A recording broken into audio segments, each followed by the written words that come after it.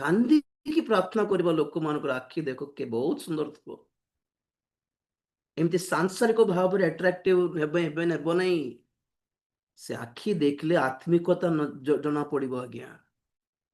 କେତେ ଜଣଙ୍କୁ ଦେଖିଲେ ବହୁତ ସୁନ୍ଦର ଅଛନ୍ତି ପୁଣି ଦେଖାଯିବ, କେତେ ଜଣଙ୍କୁ ଦେଖିଲେ ଆତ୍ମିକ ଅଛନ୍ତି ପୁଣି ଦେଖାଯିବ। କୋଉ ଆଟ୍ରାକ୍ସନ ଦରକାର ଭାବୁଛନ୍ତି ଆପଣ ମାନେ?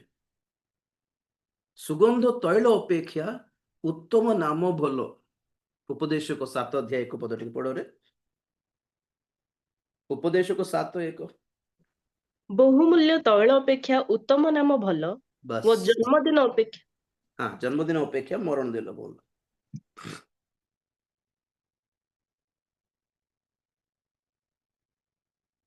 ବଢିଆ ସେଣ୍ଟ ଲଗାଇଛନ୍ତି ଭାଇ। କୋଉଠୁଟା ଏଟା? କେତେ ପଡିଲା? କୋଉ କମ୍ପାନୀ? କେତେ ଜଣ ଆମର ସେଣ୍ଟକୁ ଦେଖି ଆଟ୍ରାକ୍ଟ ହୁଅନ୍ତି, କେତେ ଜଣ ଆମର ଶର୍ଟ ଦେଖି ବଢିଆ ଅଛି ଆଜ୍ଞା, କୋଉ କମ୍ପାନୀ ଏଟା? ରେମଣ୍ଡସ କି ଏ କି ସେ କି ମ୍ୟାଚିଂ ସୁପର ଅଛି, ଡିଜାଇନ ଭଲ ଅଛି, କଲର ଠିକ ଅଛି।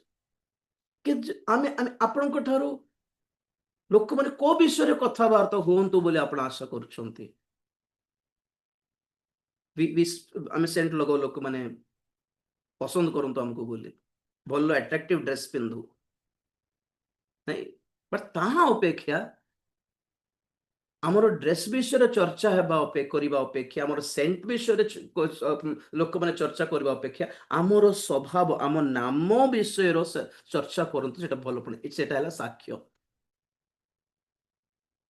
ସେ ଭାଇଙ୍କର ପ୍ରେୟର, ସେ ଭଉଣୀଙ୍କର ପ୍ରାର୍ଥନା, ତାଙ୍କର କଥାବାର୍ତ୍ତା, ତାଙ୍କର ମାଇଣ୍ଡ ସେଟ୍, ତାଙ୍କର ଆଟିଟ୍ୟୁଡ ବଢିଆ ଅଛି ନାଇଁ କି ଆଜ୍ଞା?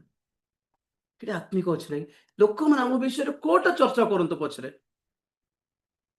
ସୁଗନ୍ଧ ତୈଳ, ବହୁମୂଲ୍ୟ ତୈଳ ନା ଉତ୍ତମ ନାମ? ଏଥିରେ ଦେଖନ୍ତୁ ହ୍ୱାଟ ଇଜ ଦ ରିଏଲ ସୁନ୍ଦରତା।